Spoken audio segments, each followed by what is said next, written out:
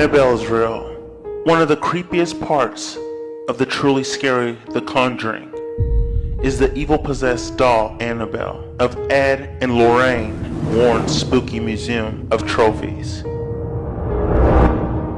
Director James Wayne redesigned Annabelle for the movie, giving her a much more disturbing appearance. But in real life, Annabelle was just your run-of-the-mill Raggedy Ann doll. Donna got Annabelle from her mother in 1970. Her mother bought the used doll at a hobby store. Donna was a college student at the time and living with a roommate named Angie. And at first, neither thought the doll was anything special. But over time, they noticed Annabelle seemed to move on her own. At first, it was really subtle, just changes in position, the kinds of things that could be written off, but the movement increased, and within a few weeks, it seemed to become fully mobile. The girls would leave the apartment with Annabelle on Donna's bed and return home to find it on the couch. Their friend Lou hated the doll. He thought there was something deeply wrong with it, something evil. But the girls were modern women and didn't believe that sort of thing. There must be an explanation, they reasoned. Annabelle's actions got even weirder. Donna began to find pieces of parchment paper in the house with messages written on it. "Help us," they would say, or "Help Lou."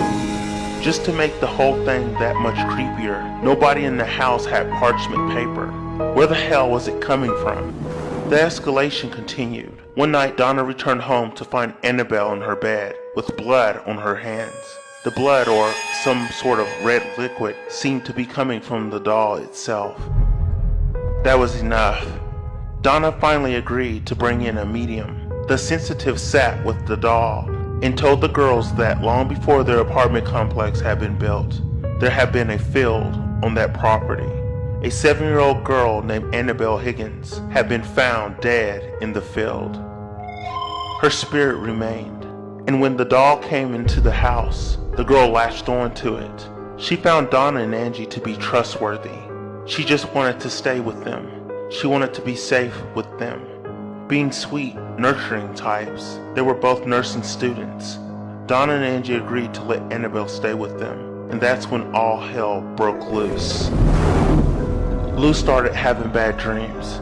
Dreams where Annabelle was in his bed, climbing up his leg as he lay frozen, sliding up his chest to his neck, and closing her stuffed hands around his throat, choking him out.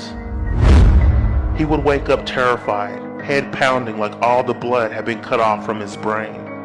He was freaking out. He was worried about the girls. A few days later, he and Angie were hanging out, planning a road trip, when they heard someone moving around in Donna's room. They froze. Was it a break-in? Was there an intruder in their apartment? Lou crept over to the door, listening to the rustling within.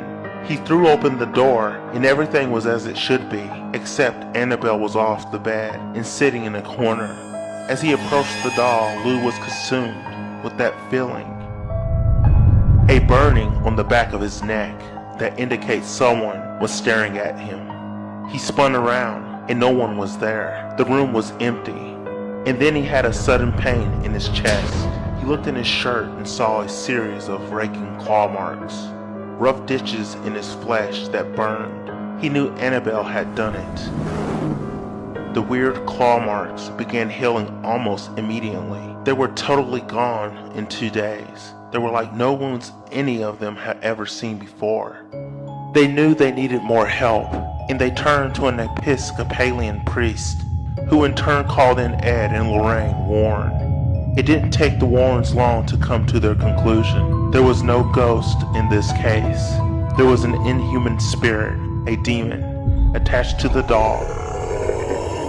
But they warned that the doll wasn't possessed. Demons don't possess things, only people.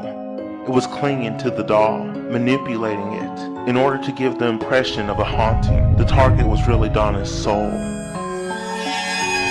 A priest performed an exorcism on the apartment, and the Warrens took possession of the doll. They put it in a bag and began the long drive home.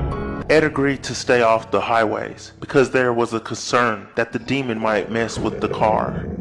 and at 60 miles an hour, that would be disastrous. And sure enough, as they drove on the back roads, the engine kept cutting out, the power steering kept failing, and even the brakes gave them trouble. Ed opened the bag, sprinkled the doll with holy water, and the disturbances stopped for the moment. Eventually, the Warrens built a lock case for Annabelle, and she resides there to this day. The lock case seems to have kept the doll from moving around, but it seems like whatever terrible entity is attached to it is still there, waiting, biding its time, ready for the day when it can again be free.